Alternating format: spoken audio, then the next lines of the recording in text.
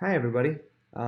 This is your spelling video to go over the new spelling words. We're on lesson 29 now, and so this is an important video for you to watch to make sure you understand all the words. Even if you read the spelling list and you look at the words and you know them, it's good to watch this video because it tells you might not know a definition, or even if you do know a definition, I might say something about a word that will help you on the spelling test. I never notice how messed up my hair is until I start recording. It's actually daytime. I'm making a video during the daytime for once. All right, so our pattern list right now. You should be getting your lesson 29 list out right now to look at it as I'm going through them. We can go through it together. Our spelling list this week. The pattern words are all about variant consonant spelling. You might say, what does that mean? What that means is that it's a sound that is not commonly made by a sound that's not commonly made by those letters. So, for instance, you have a k spelled with a ch. Normally, obviously, ch makes a ch sound. Well, here we have a k made by that. We have sh made with a ch. Like usually, sh is made with a ch. I mean, sorry, sh is usually made with an sh. This time it's made with a ch. We have the f sound made with either gh or ph. We have z made with an s instead of a z, and we have zh made with a s. Okay, so like, and we'll go through those, and I'll go through each of those. So first, echo. Okay, echo. Echo is a ch that makes a k sound. K. Okay, echo. An echo obviously is a sound that bounces off of something and comes back. It's a reflected sound wave, which we're going to talk about sound waves in science. Did we ever talk about sound waves in science? I don't remember. Sugary is the next word. Sugary. Sugary is one of those words that has just an S, but makes a sh sound. Now everybody every year thinks that this word is surgery. It's not surgery. It's that would be surgery. This is sugary. Notice it has the word sugar and then a y at the end. So again, that's the variant consonant is a sh, the sh sound made with just an s. Next word is anchor. Anchor obviously has the ch there and makes the k sound like echo did. And you guys should know what an anchor is. The next word, enough. Enough, the variant consonant spelling there is the gh makes an f sound. Next word is roughly. Roughly again, gh making the f sound. Next is scissors. Scissors. Scissors can be tricky because there's an SC and then two S's there. But what's strange about the scissors is that it has a Z sound made by an S. So scissors, which obviously S usually goes S instead of Z. Same thing with the next word, treasury. This one is like a Z sound. Phonetically, zh is ZH. That's what they say, zh. The zh sound in pronunciation guides is. But zh is made with an S. So how weird is that? Zh, treasury. It's an S-U. Next, parachute. That has a sh sound, like typically S-H, sh. And that's made with a C-H here.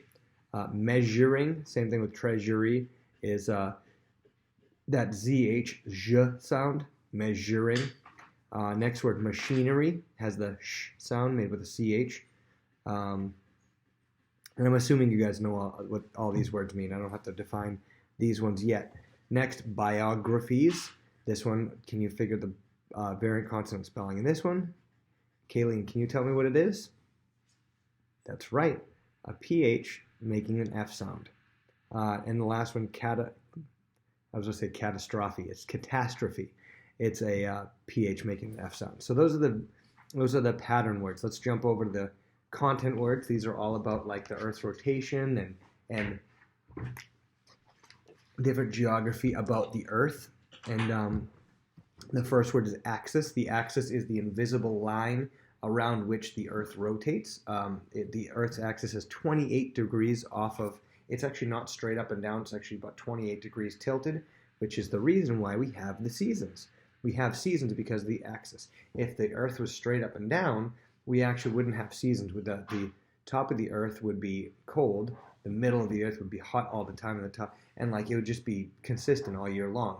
The reason why we have seasons is because it's tilted, and the tilt that when the upper part is, let's say the sun is right here, when the upper part is tilted toward the sun, that gives us summer. And then when it goes around the sun, let's say my water bottle here is the sun, and you have my phone is the earth. When it's tilted toward the can you see it? Let's see. There we go. You can see the sun. When it's tilted toward the sun, that's summer. When it's tilted or it goes around the other side, it's tilted away from the sun, the top has winter and the bottom has summer. So again, this is summer for here and winter for here. This is summer for here and winter for here. That means in the southern hemisphere, their seasons are the opposite of ours. When we have summer, which summer to us is what months? June, July, August, right? For them, it is freezing in June, July, and August. For us, the freezing months are December, January, February. For them, December, January, February are beach months. So isn't that kind of weird? Anyway, axis. The next word is latitude. Latitude lines. They're invisible lines on the globe that kind of tell it, like almost like mile markers on the globe that tell sideways. And if we skip one, the next word looks like longitude. It's longitude, pronounced longitude. They are up and down lines, and we use latitude and longitude to be able to pinpoint where we are. If you could say, oh, I'm in Rockland, Massachusetts, well, obviously that would be pretty easy to tell. But the latitude and longitude lines can tell you with like a GPS, like exactly where you are on the Earth in like a pinpoint location, rather than relating it to something else. It can just say, here's where you are, marker this, at the longitude and latitude. How you know which one each one is? It's a really easy way to say it. Like longitude is long, like long up and down, and latitude is fat, side to side. That's how you kind of remember. Next word, the one I had between this, equator. The equator is obviously, you guys should know, the invisible line around the center of Earth. It is the place on the Earth where it is longest sideways. The equator, the circumference is at the equator is something like 27,000 miles. Next word is meridians. Meridians are up and down specific lines. A specific one called the prime meridians, basically like the equator, but up like this. The meridians are a line that goes specifically up and down through the North Pole and the South Pole. There are many meridians, but only one specific. There's one specific prime meridian that actually goes through England. It's that place. Next is equidistant. If you look at equidistant, you see it's basically like two words put together, equal and distance. Okay, equal and distance. It's equidistant. It means two things that are the same distance apart. Or like if I have my phone and my water, from my head, I could say my phone is equidistant from my head as my water. My phone is equidistant from my head as my water. They're equidistant from my head because they're the same distance from my head. Next word is hemisphere. A hemisphere, if you see the word sphere is there. Sphere is a 3D circle, a sphere. But hemi means it's kind of the same word part as semi. If you say semi something, it means kind of, sort of. And so a hemisphere is kind of, sort of a sphere. It's like a halfway sphere. Okay, hemi means kind of halfway. And so hemisphere is like half of the Earth. You have the Western Hemisphere and the Eastern Hemisphere. They're each part of the Earth. And you have the Northern Hemisphere and the Southern Hemisphere. They're different halves of the Earth. Let's go down to the bottom left and go over these words here. The first word that we have there is act, or let's go over counteract. We have counteract there. Counter, the word part counter is the opposite. It's kind of like the word anti. Like if I said anti, I can't think of a word right now. If I say anti-recess, there's a new presidential candidate who's going to be anti-recess. That would mean he would be against recess. Well, same thing with counter. Counter means against or opposite of. Or we could think of counterclockwise. This would be, from my point of view, this would be clockwise. So from your point of view, it would be like this would be clockwise and this would be counterclockwise. In England, they call it anti-clockwise. Counter and anti kind of mean the same thing. So counter and then act, counteract. The word act means to do something. Counteract is to do something, do the opposite of. So it's kind of like I'm trying to counteract something. It's something has done a certain thing, and I'm trying to go against it. Like let's say that I have a bike, and my bike is starting to rust. I'm going to try to do something to counteract the rust happening on my bike. I'm going to probably bring it inside and don't leave it outside anymore. You're doing the opposite of trying to have this opposite thing happen. Next word is interaction. You see the word action there, and action has to do with doing. Like act is to do, and ION is the state of, so it's a state of doing. You're doing something. Well, what am I doing? Interaction. The word inter means like between or among.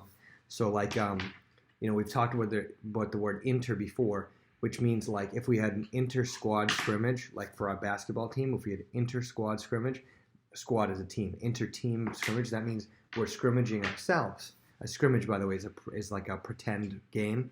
So an inter-squad scrimmage would be a pretend game within our same team, right? But if we had an intra-squad scrimmage, intra means between, outside of. So like we could have an intra-squad scrimmage with like First Baptist, an inter-squad scrimmage with our own team. So here, interact is within, so you're doing something among or within a group. Next word, inspection. Here the word in, remember in can have two definitions. In can mean not, and in can mean inside. So here, which one does it mean here? Inspection. If it meant not, it would be not spection. I mean, what is spection? Not spection? That doesn't make any sense. So it has to mean into. So inspection, into. Spect has to do with, it's like spectacles. It's like, spectacles are glasses. So spect means to see. So inspection, to see into, the act of seeing into, right? That's what it literally means. ION means, doing something. The act of doing something. So inspection means the act of seeing into. And think of an inspection. What are you doing for an inspection? If you have your car inspected, they go in and they look at it, make sure everything's okay. That's what an inspection is, when they sit there and see if everything's okay. That's inspection. Last word, retrospect. Retrospect. Well, we already talked about spect. Spect means to see or to look, and retro means back. Okay. So when people describe something as retro, you might have heard somebody describe certain clothes as retro or certain look as retro. That means it's looking back at a certain time, right? Looking back. Sometimes people say, oh, that looks retro, like it's from the 60s or from the 70s.